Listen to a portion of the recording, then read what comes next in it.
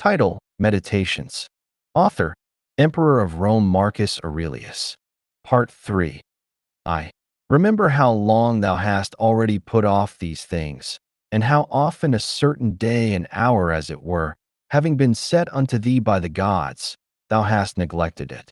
It is high time for thee to understand the true nature both of the world, whereof thou art a part, and of that Lord and Governor of the world, from whom, as a channel from the spring, thou thyself didst flow, and that there is but a certain limit of time appointed unto thee, which if thou shalt not make use of to calm and allay the many distempers of thy soul, it will pass away and thou with it, and never after return.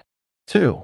Let it be thy earnest and incessant care as a Roman and a man to perform whatsoever it is that thou art about, with true and unfeigned gravity, natural affection, freedom, and justice. And as for all other cares and imaginations, how thou mayest ease thy mind of them.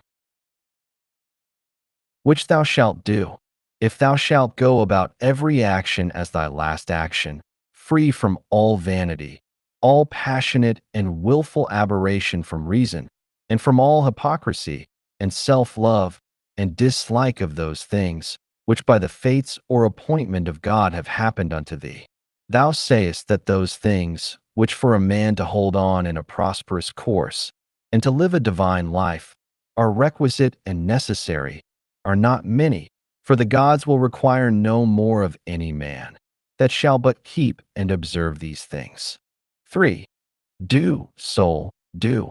Abuse and contemn thyself. Yet a while, and the time for thee to respect thyself will be at an end.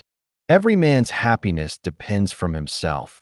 But behold, thy life is almost at an end, whiles affording thyself no respect. Thou dost make thy happiness to consist in the souls and conceits of other men. For why should any of these things that happen externally so much distract thee? Give thyself leisure to learn some good thing, and cease roving and wandering to and fro. Thou must also take heed of another kind of wandering, for they are idle in their actions, who toil and labor in this life, and have no certain scope to which to direct all their motions and desires. V. For not observing the state of another man's soul, scarce was ever any man known to be unhappy. Tell whosoever they be that intend not, and guide not by reason and discretion the motions of their own souls, they must of necessity be unhappy. 6. These things thou must always have in mind. What is the nature of the universe, and what is mine? In particular, this unto that what relation it hath, what kind of part, of what kind of universe it is, and that there is nobody that can hinder thee, but that thou mayest always both do and speak those things which are agreeable to that nature, whereof thou art a part. 7.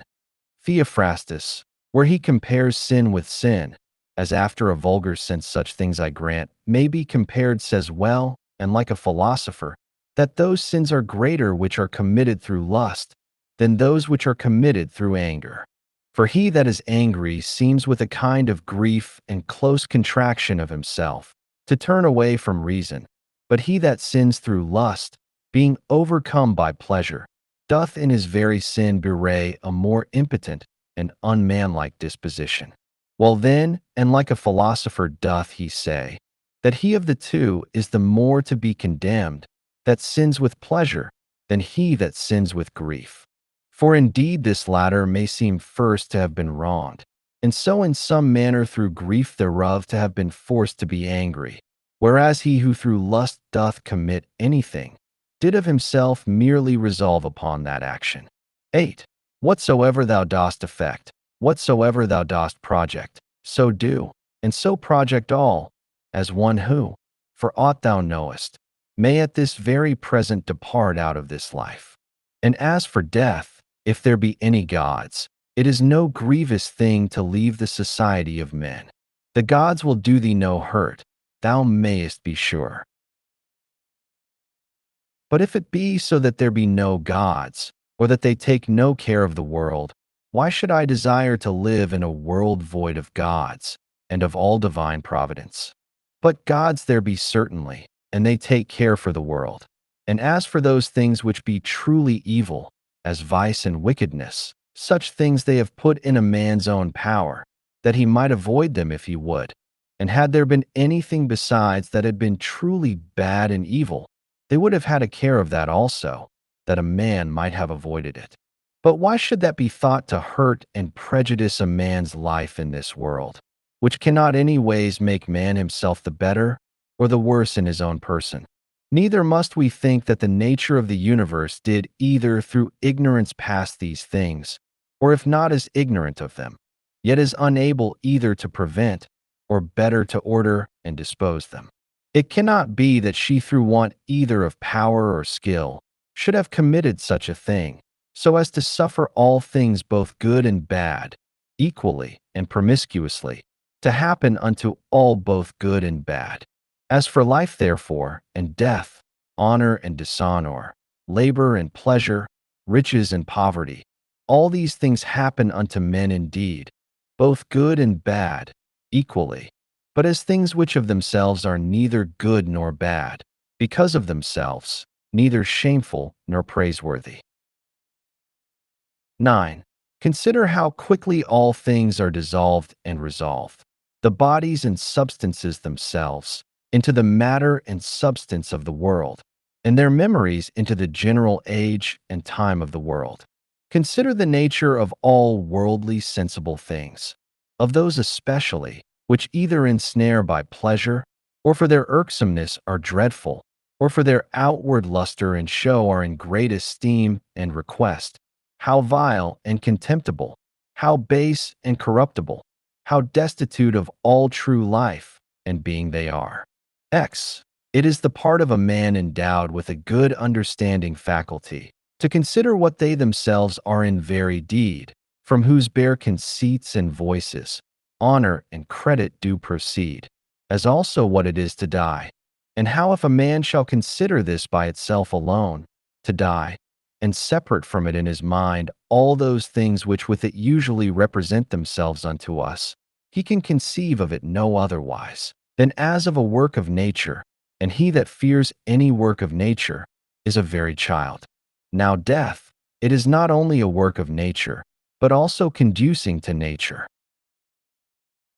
11. Consider with thyself how man, and by what part of his, is joined unto God, and how that part of man is affected when it is said to be diffused. There is nothing more wretched than that soul, which in a kind of circuit compasseth all things, searching, as he saith, even the very depths of the earth, and by all signs and conjectures prying into the very thoughts of other men's souls, and yet of this is not sensible, that it is sufficient for a man to apply himself wholly, and to confine all his thoughts and cares to the tendance of that spirit which is within him, and truly and really to serve him. His service doth consist in this, that a man keep himself pure from all violent passion and evil affection, from all rashness and vanity, and from all manner of discontent, either in regard of the gods or men. For indeed whatsoever proceeds from the gods deserves respect for their worth and excellency, and whatsoever proceeds from men, as they are our kinsmen, should by us be entertained with love, always, sometimes, as proceeding from their ignorance of that which is truly good and bad, a blindness no less than that by which we are not able to discern between white and black, with a kind of pity and compassion also. 12. If thou shouldst live 3,000 or as many as 10,000 of years, yet remember this, that man can part with no life properly, save with that little part of life which he now lives, and that which he lives is no other than that which at every instant he parts with. That then which is longest of duration and that which is shortest come both to one effect.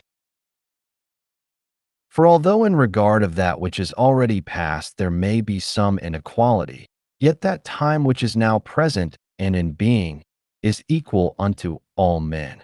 And that being at which we part with whensoever we die, it doth manifestly appear that it can be but a moment of time that we then part with. For as for that which is either past or to come, a man cannot be said properly to part with it. For how should a man part with that which he hath not? These two things, therefore, thou must remember.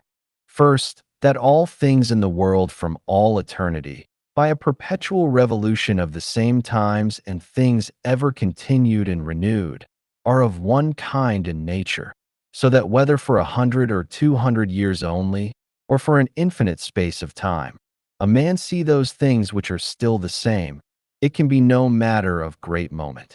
And secondly, that life which any the longest liver or the shortest liver parts with, is for length and duration the very same, for that only which is present is that which either of them can lose, as being that only which they have. For that which he hath not, no man can truly be said to lose. 13. Remember that all is but opinion and conceit, for those things are plain and apparent, which were spoken unto Monimus the Cynic. And as plain and apparent is the use that may be made of those things, if that which is true and serious in them be received as well as that which is sweet and pleasing. 14. A man's soul doth wrong and disrespect itself first, and especially, when as much as in itself lies it becomes an aposteme, and as it were an excrescency of the world, for to be grieved and displeased with anything that happens in the world is direct apostasy from the nature of the universe, part of which all particular natures of the world are. Secondly, when she either is averse from any man, or led by contrary desires or affections, tending to his hurt and prejudice, such as are the souls of them that are angry. Thirdly, when she is overcome by any pleasure or pain. Fourthly, when she doth dissemble, and covertly and falsely either doth or saith anything. Fifthly, when she doth either affect or endeavor anything to no certain end, but rashly, and without due ratiocination and consideration, how consequent or inconsequent it is to the common end. For even the least things ought not to be done without relation unto the end, and the end of the reasonable creatures is to follow and obey him, who is the reason, as it were, and the law of this great city and ancient commonwealth. 15. The time of a man's life is as a point, the substance of it ever flowing, the sense obscure, and the whole composition of the body tending to corruption. His soul is restless, fortune uncertain, and fame doubtful. To be brief, as a stream, so are all things belonging to the body.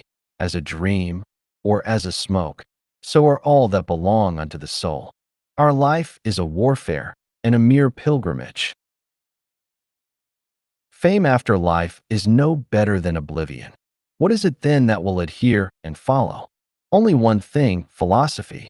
And philosophy doth consist in this, for a man to preserve that spirit which is within him, from all manner of contumelies and injuries, and above all pains or pleasures, never to do anything either rashly or feignedly or hypocritically, wholly to depend from himself and his own proper actions, all things that happen unto him to embrace contentedly, as coming from him from whom he himself also came, and above all things, with all meekness and a calm cheerfulness, to expect death as being nothing else but the resolution of those elements, of which every creature is composed.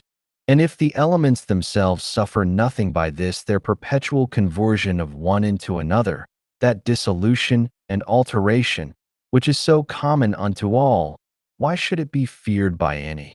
Is not this according to nature? But nothing that is according to nature can be evil. Whilst I was at Carnuntum,